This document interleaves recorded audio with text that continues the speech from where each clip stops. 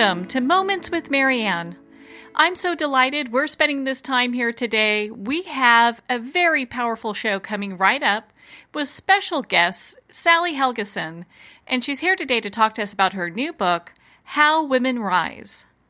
Now, as an author, speaker, and consultant, it's been Sally's mission to always help women recognize, articulate, and act on their greatest strength.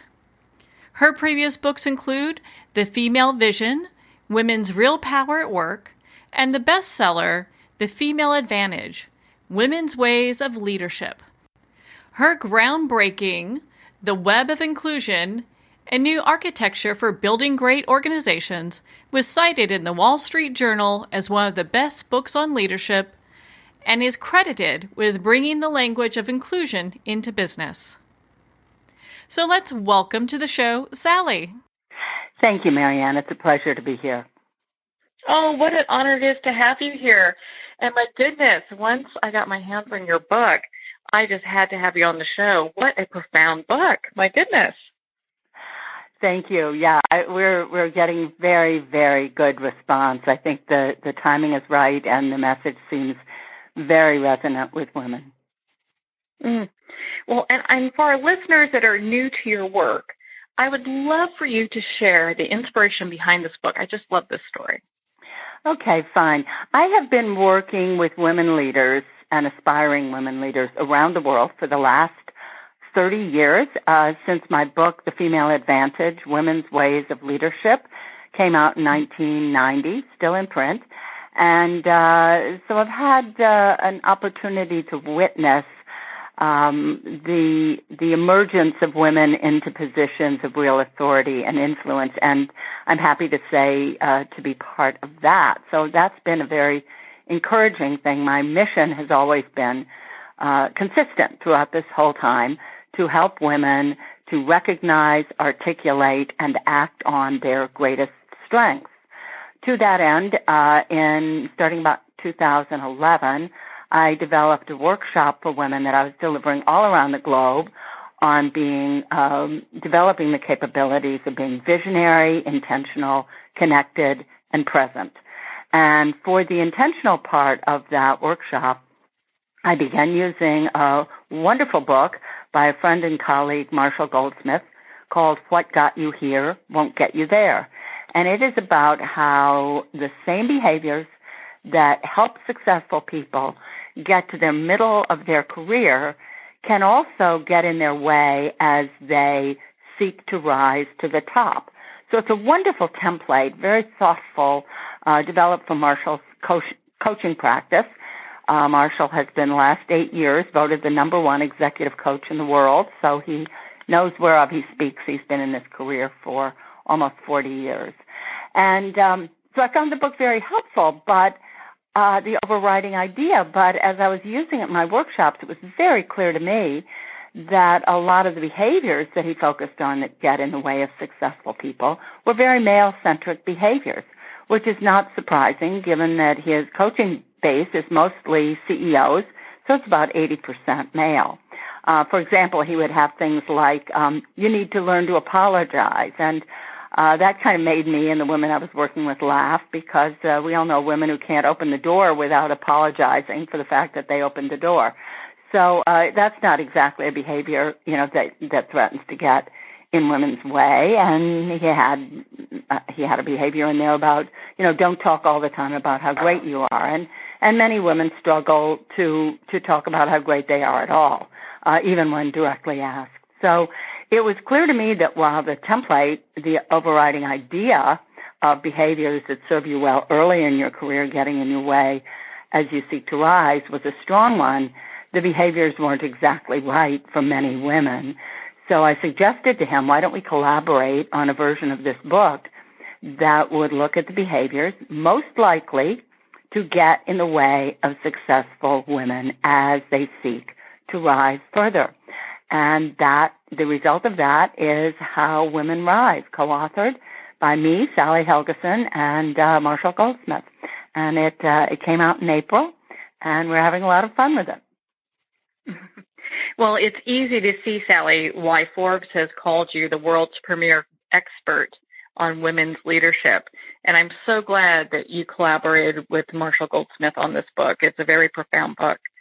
One of the things that, of course, my goodness, I mean, what a joy it is to be able to spend this time with you to talk about it. One of the things that I would love for you to share with our listeners is the difference between how men and women define success, because it seems that there's a little bit of a kind of a split in some categories when that's, brought up. I think that's traditionally been true. I do think it's been changing, but I'll talk a little bit about that afterwards.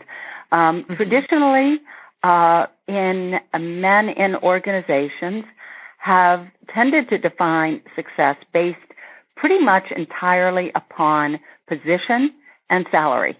And organizations also reward good performance with those two things, with a higher position and a larger salary. So that's a very, organizations have been structured in that way, and until fairly recently, organizations were structured almost entirely for men. But what I've discovered, and I really discovered this when researching my last book, The Female Vision, Women's Real Power at Work, is that women often define success a little bit differently. They feel that a job or a position is truly and deeply engaging to them if they have some degree of control over their time. That doesn't mean not being busy, not being under pressure, but that they have some degree of control over their time, as if they can build successful and rewarding relationships in the course of their work, but also outside their work as well, if they have the time and the encouragement to do that. And above all, that they enjoy their days, that they feel that they get to show up for and enjoy most of their days, not all of their days. We're human and none of us will ever enjoy every day we have. But that was very important to women. And when I would interview women who had left jobs that looked great on paper in terms of salary, in terms of traditional rewards, in terms of position, most of them would say, I decided it just wasn't worth it. And I thought, what does worth mean in that context?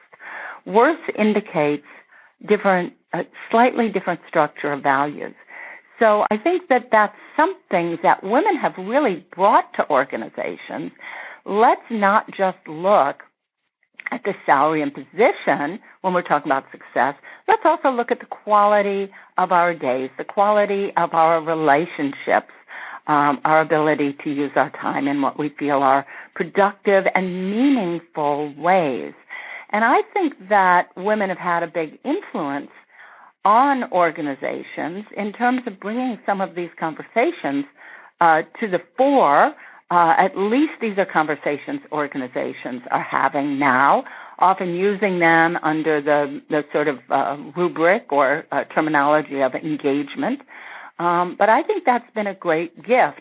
And I also think that it's somewhat beginning to change, because I hear all the time from managers and leaders in organizations that young men as well, when they're hiring, also seem to have, a desire to have jobs in which they can find a sense of purpose and meaning, and in which they can feel that they can create enjoyable and harmonious, if you will, lives that don't just completely get consumed by work and by the race for traditional definitions of success. Well, and on that note, what are some of the things that have surprised you about this book? Well, I would say the thing that has probably surprised, a couple things. One of the things that has surprised me most is how many men have told me not just what I thought they would say is, this book is really helpful to me in terms of managing women who work for me, managing the relationships of the women I work for, managing colleague relationships, understanding my wife and daughters, etc. I was prepared for that, and of course I've heard a lot of that. But I've also heard from quite a number of men who come up either, it can be at a program or an event I'm doing, because I've been all around the country over the last 2 months, or it can be in a radio show or podcast, of which I've done quite a few. Men will say, some of these behaviors, I feel that I identify with them too. Particularly men who are a little more introverted, who might be, say, engineers or other subject matter expertise, or have other subject matter expertise. I hear that a lot from men, and I'm fascinated because what it has led me to conclude is that, in fact, these are human behaviors. They're not women's behaviors. They're human behaviors, human habits, but they are the habits most likely to get in the way of women as they seek to rise. Are you also finding that, men, as far as managers or leaders, are purchasing your book so that they can better understand how to mentor, if we're talking like sales teams or teams of women and mixed individuals, and how to be a better leader, how to better apply these techniques to their leadership skills? Yes, definitely finding that. And I think that there's so much orientation, again, very positive in organizations now around teams and team building, as opposed to, just where the leader stands. Excellent leadership is really recognized now as the ability to build and facilitate engaged and productive teams. So we're definitely seeing that, and that's one of the many reasons I feel that the timing is very, very good on this book, because anybody, man or woman, seeking to build a powerful, high-functioning, high-performance team in their workplace can benefit by reading this book, because they can identify some of the behaviors that may be holding some of the women and, in fact, some of the men back from being better performing. Well, and I can agree with you more. This couldn't be a better time than now to have this book out, especially because there are so many women out there looking to develop their voice and be better at their job, and in ways that they find that are impactful for them. Yes, exactly. So there's much more willingness, and we see it in everything from the press for parody to the hashtag #MeToo. We see all these occasions in which women are saying, I want to use my voice. I want to use my voice for positive change. I want to step up and talk about what my experience is. And more honesty and more comfort with that. So I think that that's one of the reasons we're really hitting a nerve. I just had a LinkedIn message this morning when I looked, and it was from a company in the Netherlands that has 100,000 employees that feels that this book is going to be, sort of an answer in terms of some of their cross-cultural teams that they're trying to develop. So we are striking a nerve, and I'm really glad. Again, I said, Marianne, I've been doing this for 30 years, mm-hmm. and the environment has not always been so receptive. There hasn't always been the openness of willingness to consider what women may have to contribute. The idea when we started out really coming into the workplace in the late 80s was, put on your bow tie and adapt to the culture you find. You're not going to change it. I think it was naive to think that one half the human race could come into the workplace and begin assuming positions of power and influence without changing things. But it really has been a great source of excitement, privilege, and confirmation for me to watch the environment begin to change in ways that reflects the message I've been working to put out there for 30 years, but also really affirms the extraordinary value of what women have to contribute. Well, and thank goodness for you and women like you who have been like the lighthouse for many women around, not just the United States, but obviously the world, who are looking to have that positive impact and to, in some ways it feels like almost reclaiming your power in the workplace, because it's been so unrecognized for so long. Claiming the power, because it really has not been, it hasn't been manifest And I think women increasingly have the confidence to do that and, recognize that what I have to contribute, this organization really needs. So I'm going to find a way to do this. And that's what really the goal is here, is having an impact, is helping women have a bigger impact. And that's what we mean when we talk about successful women. We're not saying, this is for CEOs or this is for women who are at the level right below CEO who want to become CEO. Yes, can they benefit from it? We believe so and have heard feedback that confirms that. But this is really for however you define success. Success is always going to be the ability to have an impact and the ability to really make use of whatever your distinctive gifts are and have them appreciated, have them recognized, have them confirmed.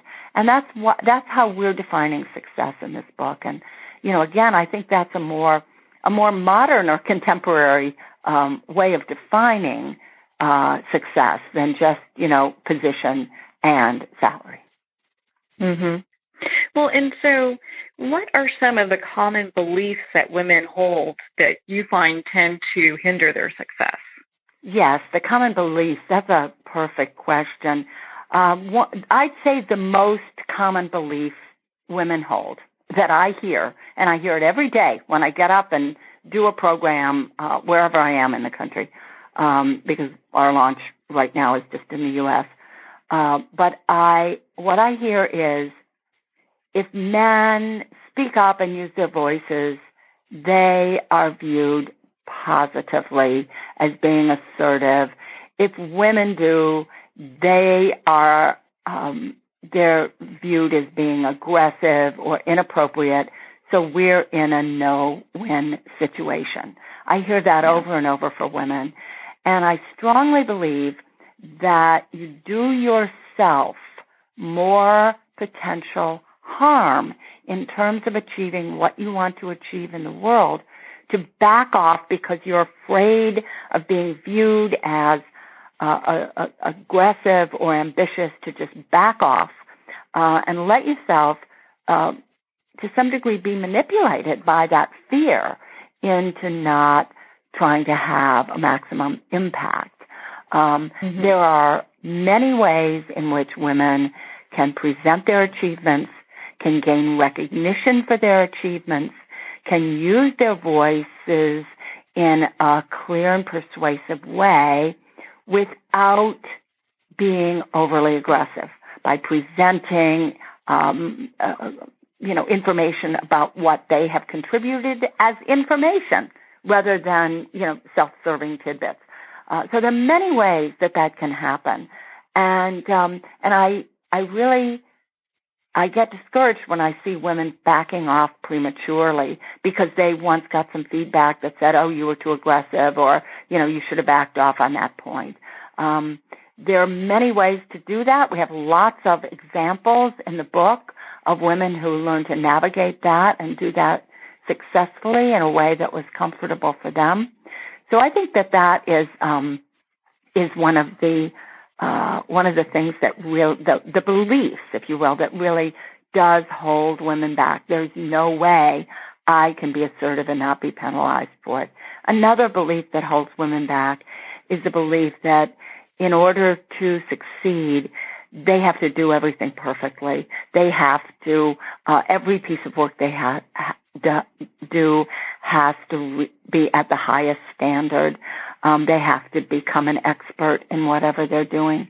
People become successful, yes, by having some expertise, certainly, and doing the job well, but also by developing relationships, investing in those relationships by helping other people and asking for help, and by working hard to make sure that their efforts are recognized and visible at the top. So when women are overly committed to the belief that they have to do everything perfectly and that they're going to be promoted or not based on whether they become an expert in the job they have, they shortchange themselves. For one thing, they basically, when you're perfect with the job you have, you're only proving you're perfect for the job you have. It doesn't indicate anything about the next job because that will have different skills. And you may make yourself, and we see this a lot, indispensable to your boss. If you're, spend all your energy trying to be perfect at what you're doing. So looking up, starting to build allies and relationships from day one, asking people for help in helping you to identify what you need to do to get where you want to go, and offering help to people, setting up those kind of easy, I don't want it to sound too transactional, but to some degree, you help me and I'll help you relationships. That's usually how men have traditionally become successful, and it's a great path for women. And when women find a way to do that that's really comfortable for them, the sky's the limit. Well, and so on that note, why do you think that some women are so reluctant to claim, like their achievements and be able to say, yeah, I did a great job with that? Yeah, again, I think there's some limiting behaviors there. It was interesting. I did a piece of work for a group of partnership firms a number of years ago, and one of the questions I asked the senior partners was, what are the younger women, the women not at partner level, what are they best at, and what, where is the greatest challenge? And the answers to those questions were almost unanimous. They're best at doing A-plus quality work, at being conscientious, at showing up, at working as hard as they can to fulfill expectations. What they're worst at is getting known for the quality of their work. So when I asked the younger women in the firms why they felt that if they identified with that, and if so, why they thought they weren't very good at bringing visibility to their achievements. I heard one of two things. I heard, either I don't want to act, if I have to act like that obnoxious jerk down the hall to get noticed around here, no thank you. But that's really an either-or way of thinking. Either you're the most obnoxious person in the entire organization or you just keep your mouth shut. So that's setting up something that you really can't win. And the other thing I would hear was, I believe if I do great work, people should notice. And that's true. They probably should, and in an ideal world they would. But in most organizations, especially today, when people are so busy and pressed for time, they usually don't notice what you're doing unless it directly affects them. So it really is incumbent upon every one of us to find a way to bring attention to the quality of what we do. Because you know what? If we don't do that, then we don't get noticed or recognized for it. And then we start to feel bad. We start to detach. We start to think, oh, maybe I'm in the wrong place. Maybe my boss just is incapable of appreciating me. We can go down kind of a negative spiral of rumination and overthinking. So it's really important to do that just for our own, not just for our own careers, but for our own real mental health and the quality of our relationships, to focus some attention on getting known for what you do, and rather than expecting others to spontaneously notice and value what you're contributing. Mm-hmm. I love that. Thank you for sharing that with us. And I think I have time for one more question before we go here, because, gosh, we know that you're so busy helping corporations all over the world, make great, impactful changes in regards to women and being in the workplace. So, I know your book has listed the different habits, or 12 of them, yes, that we should take note of. Yes. Why don't you share with us one that you find that that women maybe need to really pay attention to? Okay, sure. I think I've touched on 3 probably. Expecting others to notice, spontaneously notice and value your contributions. overvaluing expertise and what we call the perfection trap. But another one that's very common is what we call in the book the disease to please. That is the desire to make sure that in all circumstances, everybody feels you've been a wonderful person. And there are a lot of women who kind of fall into this, feeling that their job is to always meet everybody else's expectations, even when those expectations may not be entirely realistic, or even when they are almost projecting on other people what those expectations are. We have a wonderful example in the book of a woman who was a hospital. She was the head of community relations for a big hospital system, and she was terrific. Everyone loved her in the community, the patients, their families. She was asked to speak at every community event when it had to do with the hospital. She was just very loved. And because she was so successful at it, she got a big promotion into real senior leadership of the hospital system.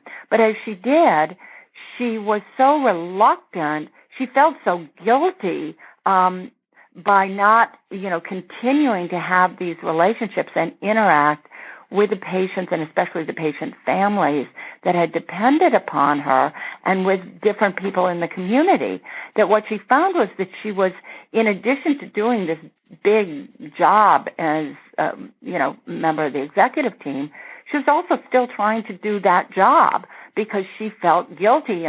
Families would say, well, we liked working with Deborah, and, we're not certain about the new person. Can't Deborah help us? And she'd always say yes. And she was driving herself out of her mind and not doing a very good job with either in her efforts to please everyone. And finally, the hospital system hired a coach for her, and the coach pointed out, you got where you did because other people gave you a chance, and you're not giving anyone a chance. You're trying to do everybody else's job for them because other people seem to want that. But that's not. You can't let other people violate your boundaries like that. And you need to let, younger people, the people who have come in to do the job you used to have, do that job. So she really began to think about it in terms of kind of her lack of boundaries was depriving other people of opportunities. And by the way, and this happens a lot, and I've seen it, as she got better at asserting her own boundaries and delegating tasks and holding other people to account for what she delegated, she also got a lot better at doing that in her family, and her family life improved. She was, in the same way, running herself ragged, trying to meet every expectation for her kids, even when it wasn't that important. I love that perspective that you talk about, because a lot of women that get into that trap don't realize that it's like that. Someone gave you an opportunity, but you're not giving somebody else an opportunity. You're trying to do it all for yourself. And yes, that's exactly. So true. It is true, and it's a wonderful way for women to really understand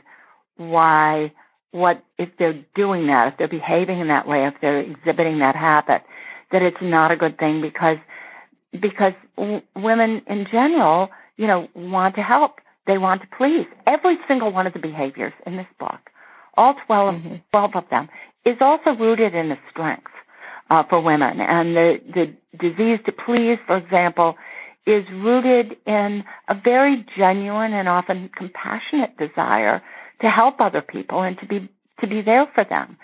So in the book, we're certainly not ever advocating a 180-degree turn from the strengths that have helped get you to where you are. But we're showing how you can balance those with other habits and behaviors that will serve you more if you want to have a larger impact and achieve a more satisfying position in life for yourself.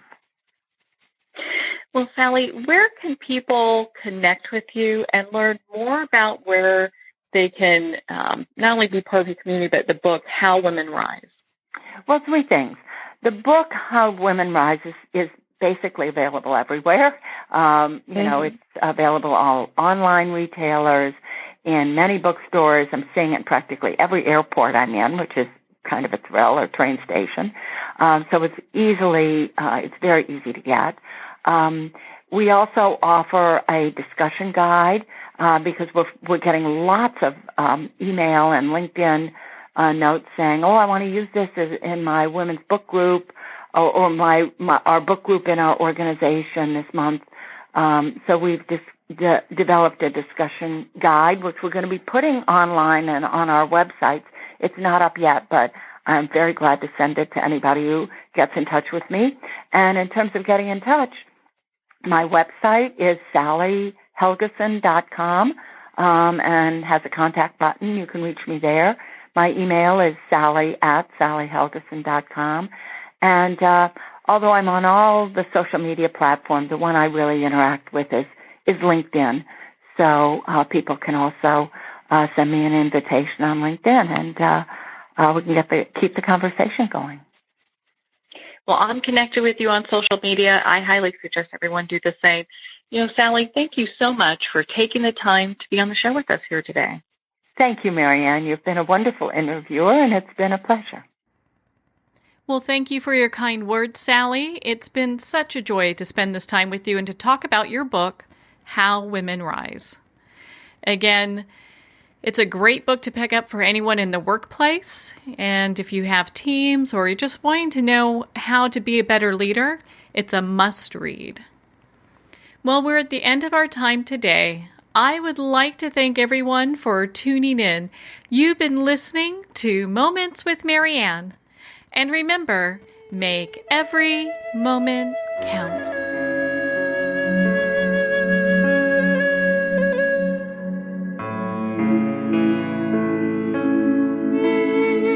In a single moment, your life can change. Moments with Marianne is a transformative hour that covers an endless array of topics with the best of the best. Her guests are leaders in their fields, ranging from inspirational authors, top industry leaders, and business and spiritual entrepreneurs. Each guest is gifted and a true visionary, a recognized leader in her own work, and while teaching others to develop, refocus, and grow, Marianne will bring the best guest and sometimes a special surprise. Don't miss this. You never know just which moment will change your life forever. Moments with Marianne airs every Thursday, Friday, and Sunday at 8 p.m. Eastern, 6 p.m. Mountain Time. Make sure to tune in and visit momentswithmarianne.com for more information.